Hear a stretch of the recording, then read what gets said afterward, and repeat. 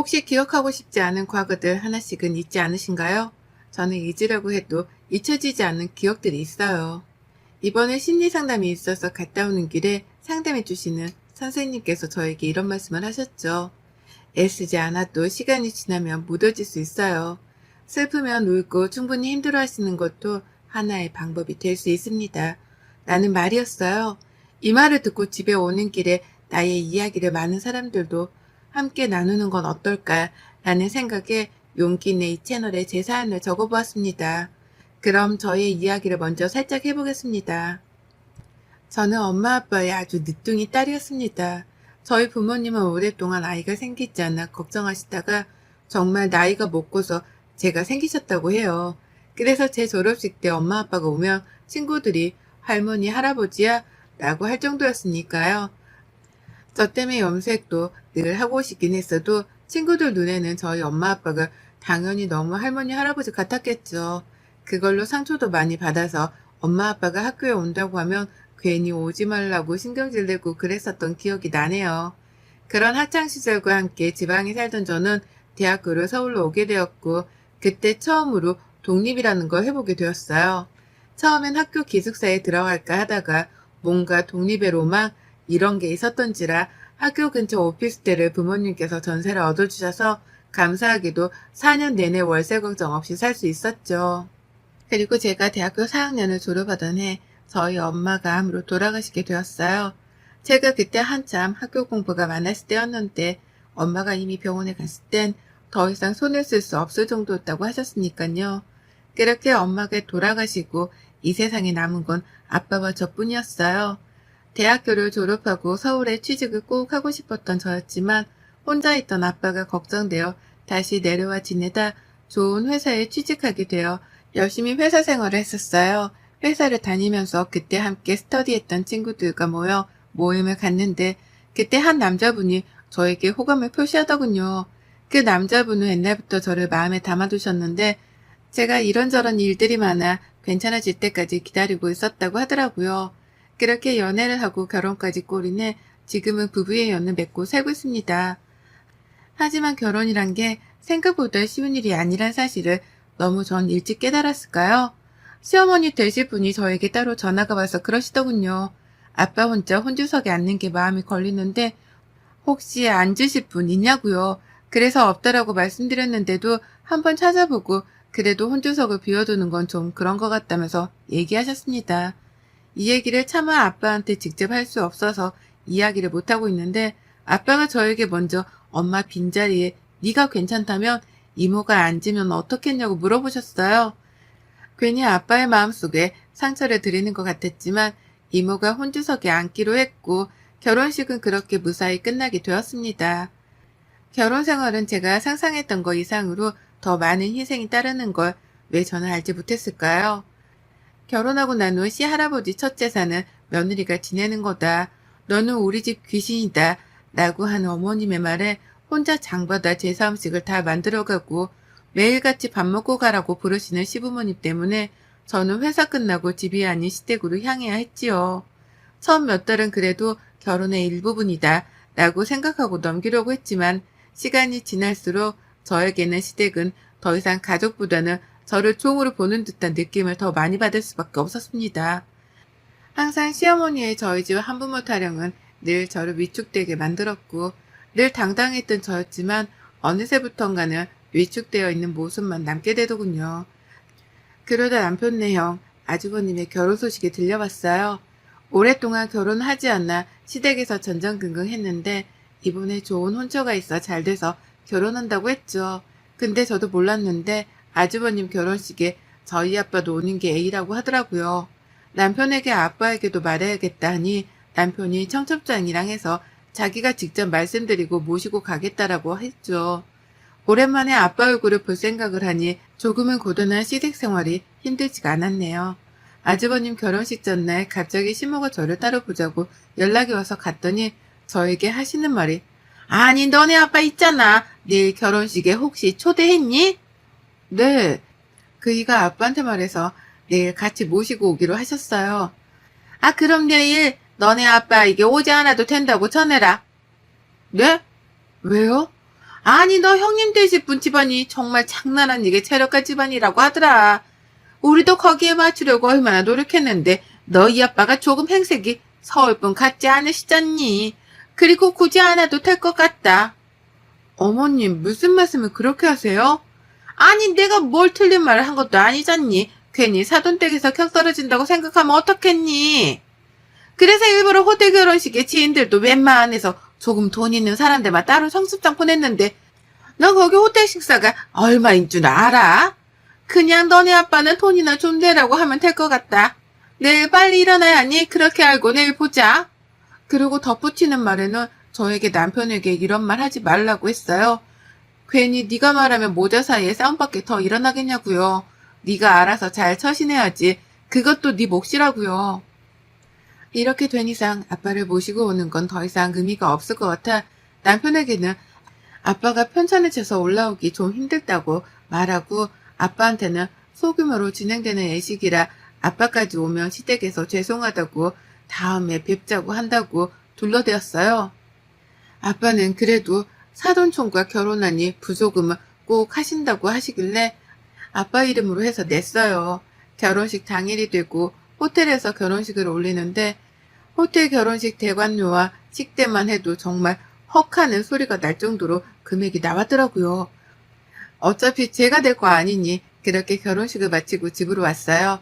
그리고 결혼하고 처음 인사 오는 아주버님 내외를 보니 저는 한 번 더 좌절할 수밖에 없었죠. 어머님이 저와 형님을 대하는 자세가 완전히 달랐어요.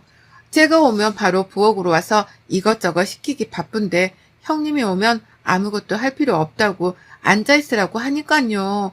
똑같은 며느리인데 왜 이런 차별을 받아야 하나? 남편이 매일같이 이럴 거면 시댁 안 올 테니 그렇게 알라고 하는데 시모는 저에게 네가 처신을 잘못해서 그런 거니까 네가 알아서 수습하라고 전화하기 바쁘셨죠. 지옥 가던 시댁 생활은 저에게 너무나 힘들었지만 남편이 그럴 때마다 방패막이 되어주려고 노력하는 모습 때문에 그나마 버틸 수 있었네요. 그러다 저에게 청천벽력 같은 소식이 들려왔어요. 아빠가 폐암 2기라고요. 폐암은 폐 내부에 신경이 없어 통증 같은 증상이 나타나지 않아서 초기 발견 중 굉장히 어려운 암이라고 하더라고요. 아빠랑 떨어져 지내니 아빠의 건강 상태를 몰랐는데 고모가 연락이 오셔서 아빠가 건강검진 받다가 발견됐는데 폐암 2기라고 하더라고요. 그 소식을 듣고 어찌나 울었는지 몰라요. 그리고 내려간 아빠의 모습은 살도 많이 빠져 있으시더라고요. 왜 제가 이제야 눈치챘을까? 정말 엉엉 울며 아빠한테 미안하다고 했네요. 남편에게 아빠의 이야기를 전하고 한동안은 아빠 병원 같이 다니고 싶다고 말했고 남편은 걱정하지 말라고 해서 그렇게 아빠와 함께 병원도 다니고 챙겨드리고 있었어요. 이 소식을 들은 시어머니가 또 전화를 해오셨더라고요. 너 지금 니네 집에 내려갔다면서? 네, 아빠가 많이 아프셔요. 제가 돌봐드려야 할 것 같아서 그 일랑 상의하고 내려와 있어요. 요새 간병 있으면 되지. 네가 거기 가면 우리 아들 누가 챙겨주냐? 어머님, 요새 반찬도 다 잘 나와 있고 해서 그이가 어린애도 아닌데 아빠한테 자식이 저밖에 없는데 그럼 어떻게 안 내려올 수가 있어요?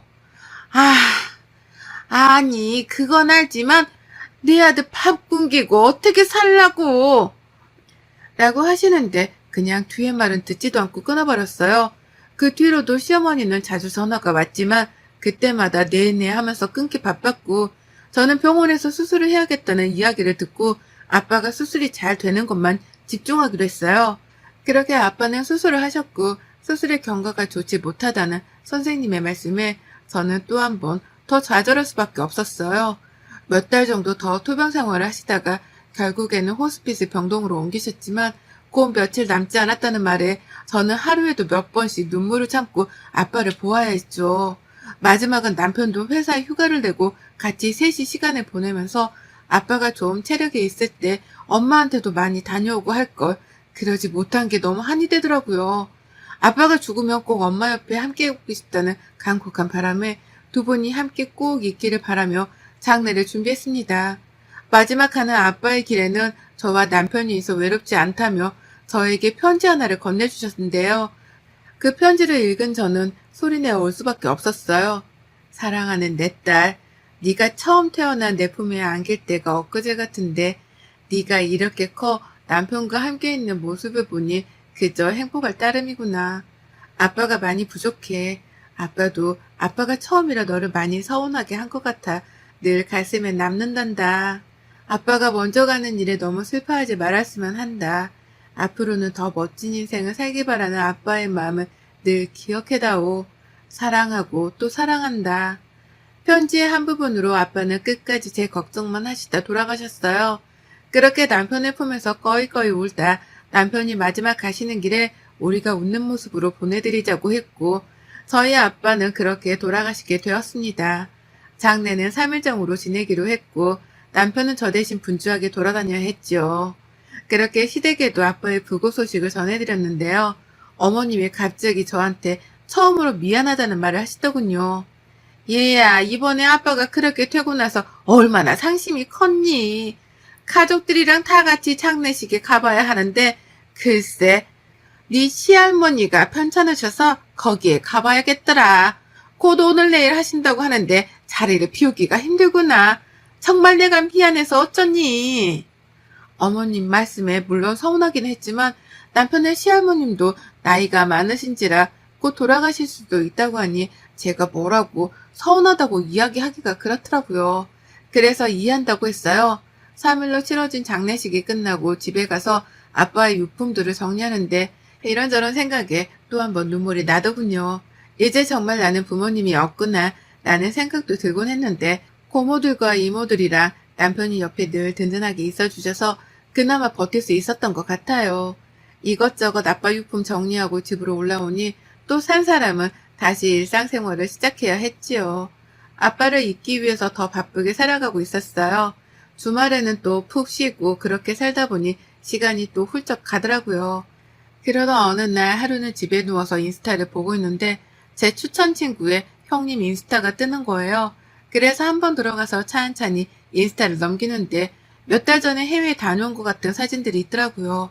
그래서 언제 해외 가셨지? 하고 찬찬히 사진들을 보는데 낯익은 가족 사진이 한 장 있대요.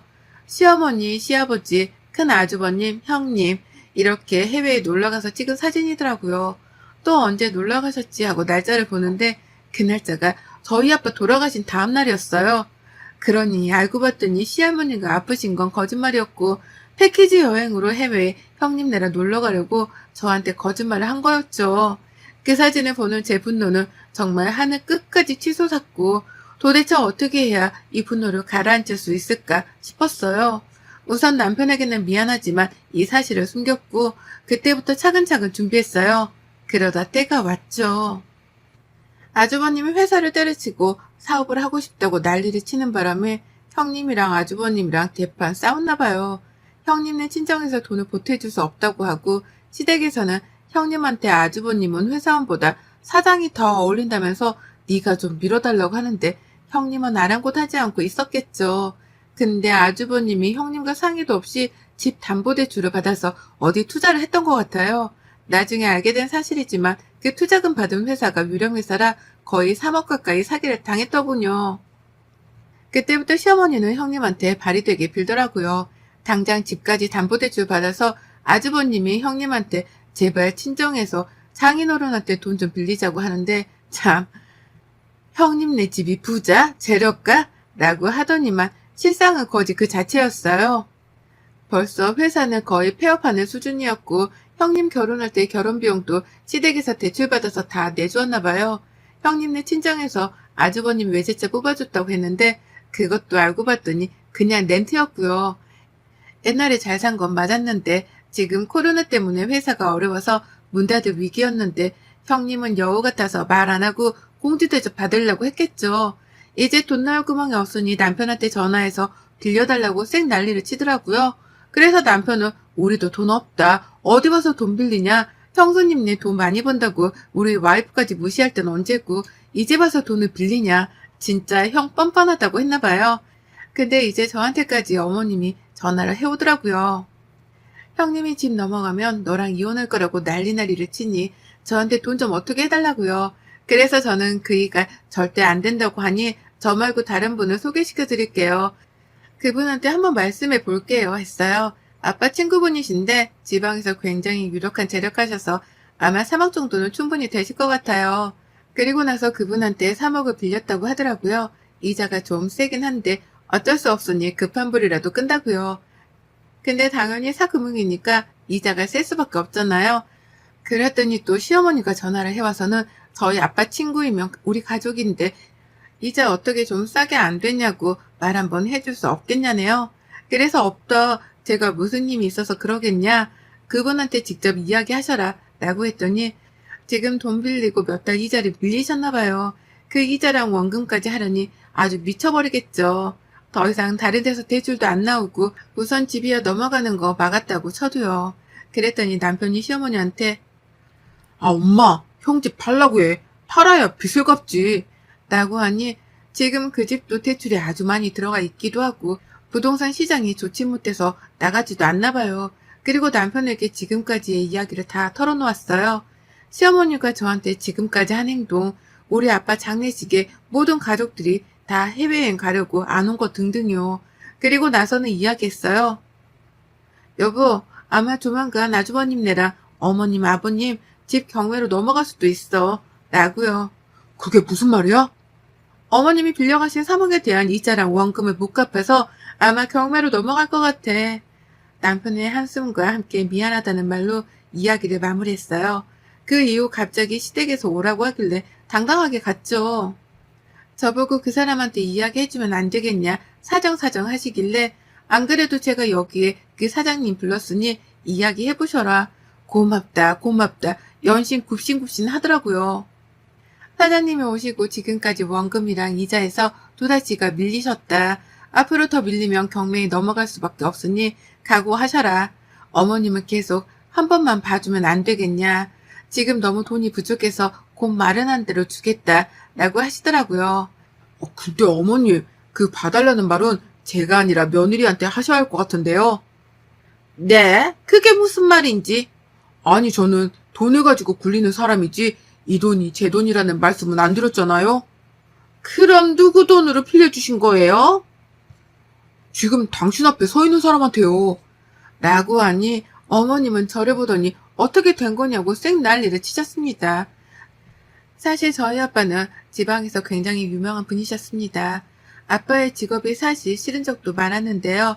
저희 아빠는 건물이랑 땅들과 소위 말하는 돈놀이 하는 사람이라고 생각하시면 되는데요. 사채업자까지는 아니더라도 이자를 받는 형태로 사업을 하신 분이셨어요. 어릴 때는 아빠가 직업이 왜 그럴까 싶기도 했었는데 나중에는 제가 참 어려움 없이 컸다는 걸 알았죠. 물론 이렇게까지 이자를 높게 부르지는 않지만 이번에는 특별히 어머님의 간곡한 부탁에 가장 높은 이자로 빌려드렸죠. 지금 사장님은 저희 아빠 친구분이신데 두 분이 같이 하셨던 사업이고 저에게 물려주신다고 아저씨도 손을 떼고 싶다고 하셨거든요. 근데 제가 하는 일이 있고 또 할 수도 없는 일이라 아저씨가 맡아서 하라고 말씀드렸는데 아저씨가 꼬박꼬박 한 달 정산이랑 수익을 저한테 보내주시더라고요. 그리고 그 돈은 정말 제 돈이 맞지만 아저씨한테 맡긴 돈이었고요. 그제서야 어머님은 상황 파악이 되었는지 미안하다, 정말 미안하다, 내가 널 왜 몰라봤느냐, 갑자기 싹 행동을 바꾸셨어요. 어머님, 제가 한 말씀만 드릴게요. 저희 아빠 장례식 때 형님이랑 아주버님이랑 해외여행 가려고 안 오신 거 저 다 알아요. 그리고 부조금 딱 10만 원 하셨더라고요. 근데 저에게 뭐라고 하셨어요? 원래 5만 원 하는데 너희 아빠고 사돈어른이라 더 한 거라고요. 그래도 이렇게 챙겨주시니 감사할 따름이라고 생각했는데 해외여행 갈 돈은 있으시고 저희 아빠 부조금 딸랑 10만 원 하시면서 그렇게 생색을 내셨어요? 정말 웃기지도 않네요. 아, 그리고 형님 아주버님 어떠세요? 정말 진짜를 본 소감이요. 형님은 가짜셨고 저는 진짜예요. 죄송하지만 그쪽이 생각하는 것보다 저는 더 가졌고 티를 안 냈을 뿐이에요. 형님은 그 자리에서 주저앉고 아주버님은 네가 그렇게 돈이 많은 줄 몰랐다면서 굽신하더군요. 다 필요 없고 경매에 넘길 거니 그런 줄 아시고 돈을 마련하시든 아니면 집에서 나가서 단칸방에 사시든 알아서 하시라고요. 코웃음을 치고 나오는데 정말 제 묵은 체증이 싹 내려가는 것 같았어요. 그 뒤로 시댁집은 경매에 넘어갔고 지금 두 분이 월세 사시는 걸로 알고 있어요. 후기입니다. 형님은 아주버님과 이혼소송 중에 있다고 하네요. 둘 다 서로 사기 결혼했다고 결혼 무효소송까지 진행 중이라는데 그 변호사 비용은 둘 다 어떻게 하려고 참 답이 안 나오네요.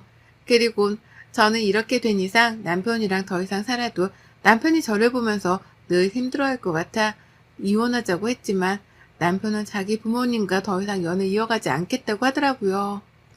그동안 남편이 시댁에서 힘들었던 모든 일에 방패막이 되어주려고 늘 노력한 걸 알기에 우리가 다시 잘 될 수 있을까 생각도 했어요. 근데 마지막까지 저희 아빠 곁에 장인어른하며 웃으며 손잡아주고 다리 주물러주려고 했던 게 저희 남편이라 저희는 둘이 함께 해나가 보자 합니다. 마지막으로 긴 글 읽어주신 모든 분들께 감사드리며 늘 여러분이 행복하기를 기도하겠습니다. 여러분의 생각은 댓글로 남겨주세요. 오늘도 시청해주셔서 정말 감사합니다.